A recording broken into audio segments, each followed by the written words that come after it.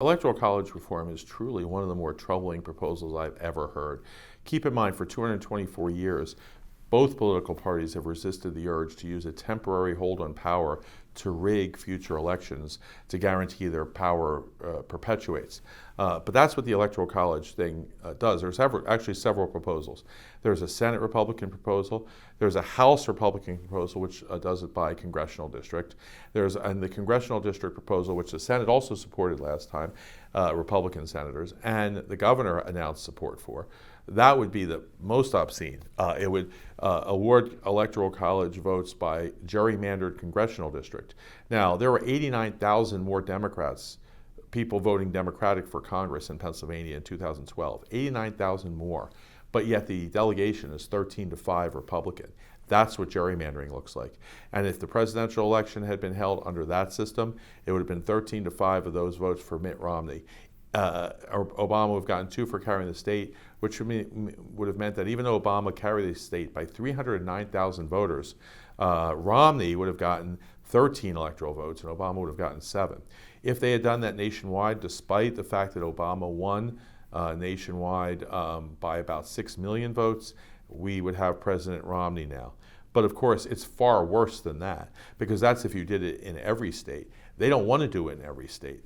Reince Priebus, the chairman of the National Republican Committee, specifically said we should only do this in blue states, states that Democrats typically win at the presidential level, where Republicans control the legislature currently, including Pennsylvania.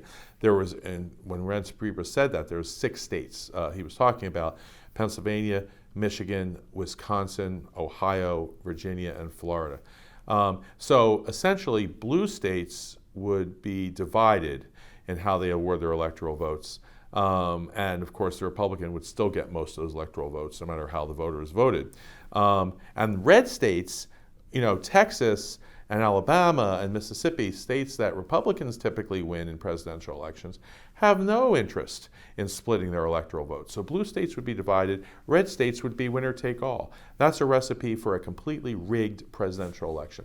And I try not to be alarmist, but the fact is that the reason, what separates us from countries where we resolve our political differences through violence in the streets is the fact that we all feel that even if we're unhappy with the current administration, and wherever it is, and we don't like current policies, we'll work really hard, and next time we'll get our guy or our woman in, and things will be better. That's how we direct our political energy. Once that's no longer feasible, once that's no longer a practical prospect, then I think that the entire fabric of American society is ripped apart.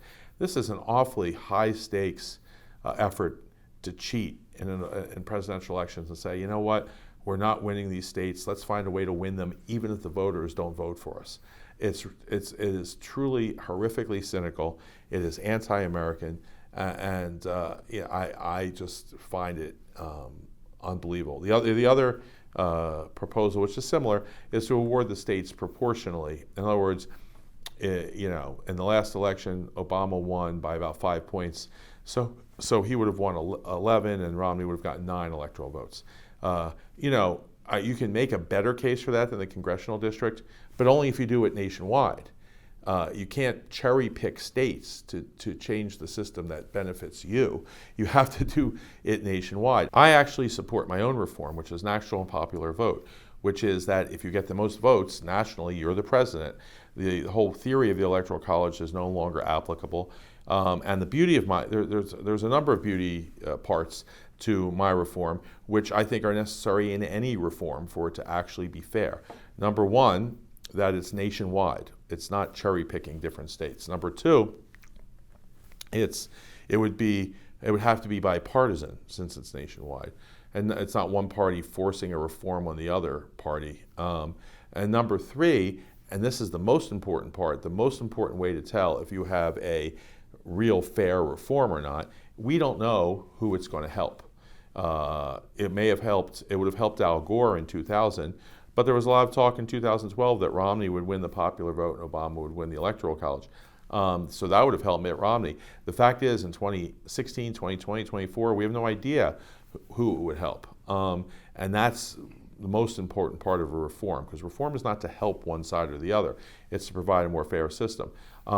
But again, that is not what's proposed. What is proposed are specific ideas to rig the election in favor of the Republican Party.